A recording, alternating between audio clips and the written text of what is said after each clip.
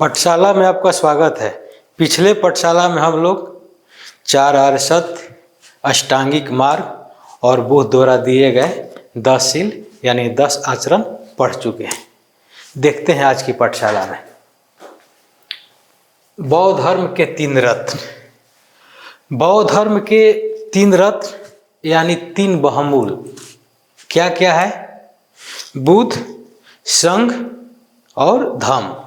बुद्ध यानी महात्मा बुद्ध, संघ यानी महात्मा बुद्ध जो संघ की स्थापना किए थे कि मेरे जो संदेश है, मेरे जो विचार है, मेरा उपदेश है जन जन तक फैलाने के लिए, जन जन तक पहुंचाने के लिए, वो संघ।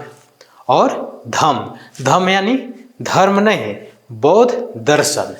यानी बौद्ध धर्म का 3 बहुमूल क्या है, रत्न क्या है?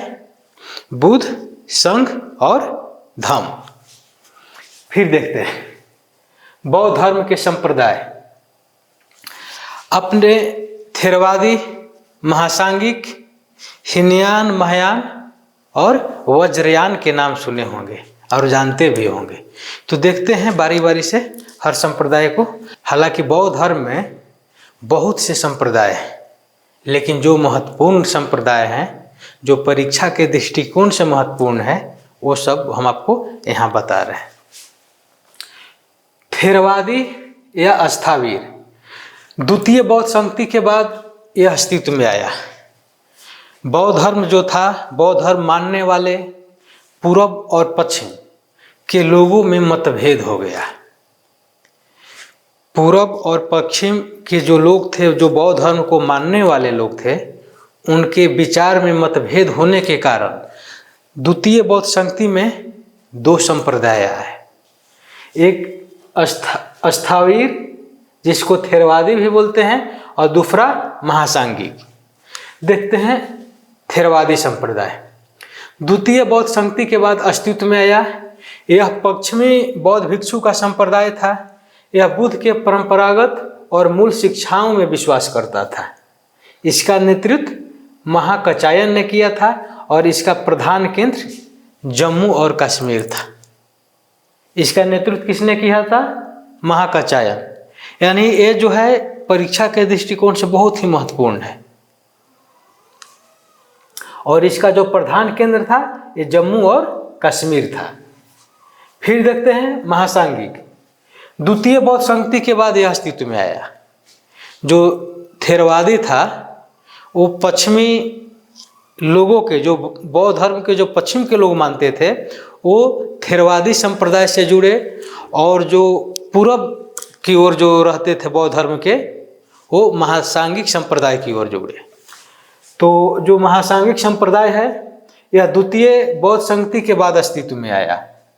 यह पूर्वी बौद्ध भिक्षुओं का संप्रदाय था। यह परिवर्तन को स्वीकार किया।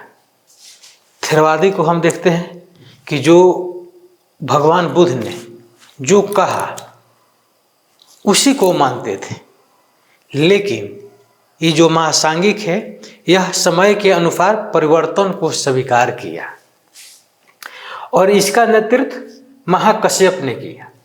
देखते हैं कि थेरवादी को महाकचायन ने किया और महासांगिक का नेतृत्व महाकश्यप ने किया, और इसका प्रधान केंद्र मगध था।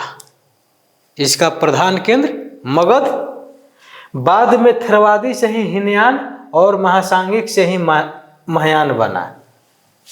कुछ समय बाद थेरवादी से ही हीनयान संप्रदाय बना और महासांगिक से ही महायान बना। फिर देखते हैं हम हीनयान संप्रदाय। यह निम्न मार्गी था। इसमें बुद्ध को महापुरुष माना जाता था। इसमें मूर्ति पूजा का कोई स्थान नहीं था।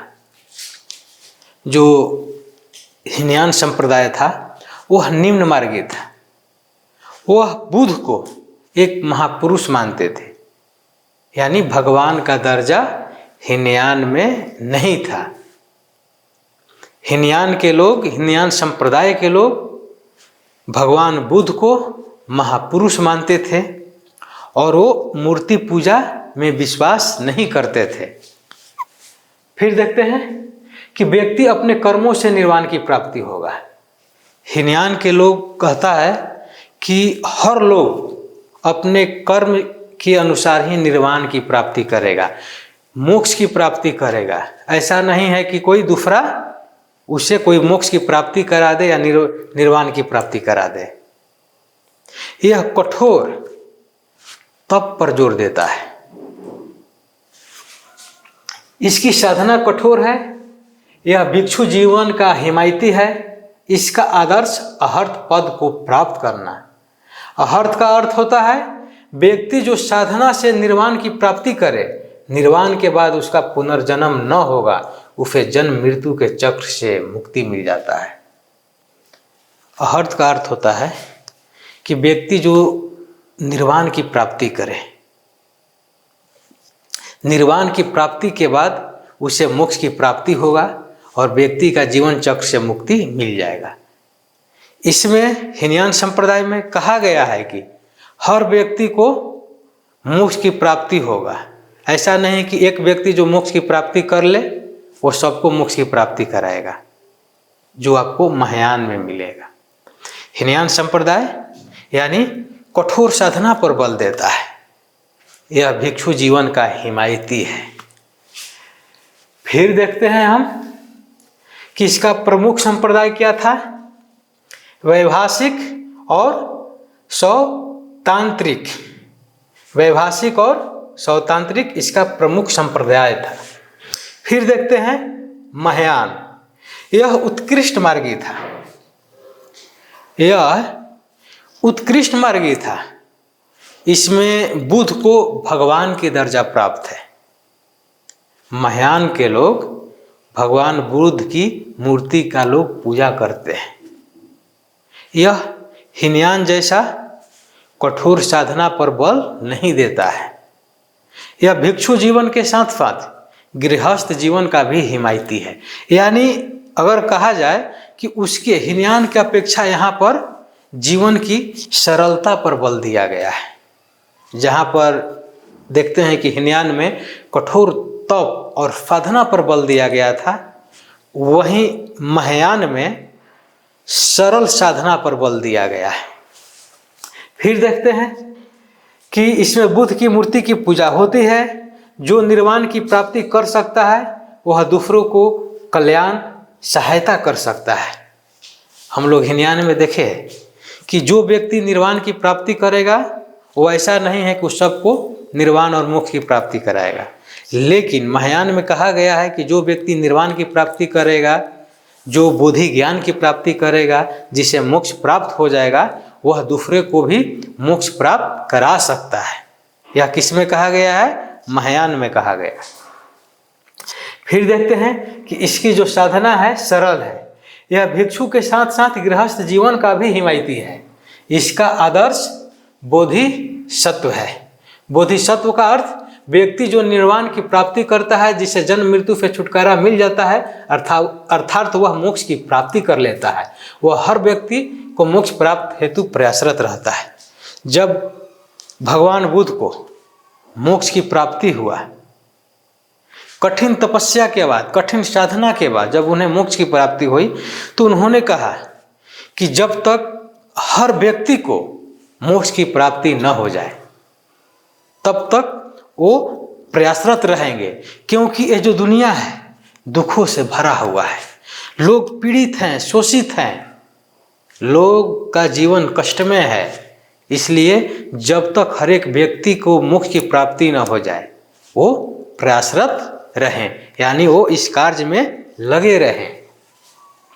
फिर देखते हैं कि इसका प्रमुख संप्रदाय शून्यवाद, जिसे माध्यमिक भी बोलते हैं, यानी पूरा दुनिया क्या है? शून्य है, कुछ नहीं है।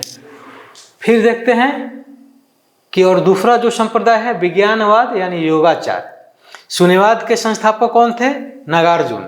ये सब जितना भी आपको बताया जा रहा है ये परीक्षा के दृष्टिकोण से बहुत ही महत्वपूर्ण है, इसीलिए इसमें काफ़ी वीडियो हमने बनाया है।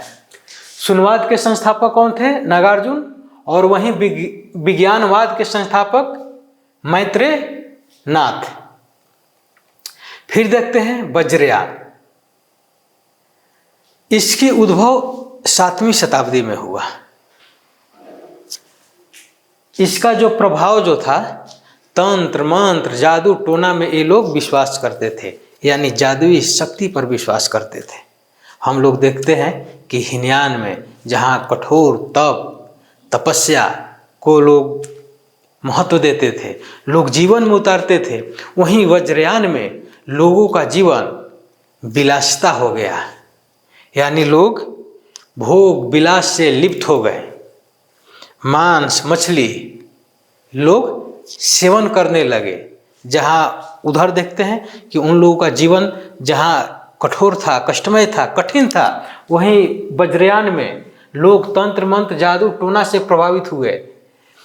इनकी जो भिक्षा और तप की जगह भोग विलास मांस मछली के सेवन पर जोर दिया गया, यानी जो वज्रयान है यह बौद्ध धर्म से, जो पहले का जो बौद्ध धर्म था उससे काफ़ी दूर होते चला गया, यानी भोग विलास नाच गान नृत्य सब में ये लिप्त हो गया। मांस मछली का लोग सेवन करने लगे। तो इस तरह हम लोग देखें, सारा हम लोग संप्रदाय देखें जो महत्वपूर्ण था, जो परीक्षा के दृष्टिकोण से जो लगा कि आप लोगों को ये सब बताया जाए, और हर लोगों की ये जानकारी होनी ही चाहिए जो परीक्षा दे रहे हैं।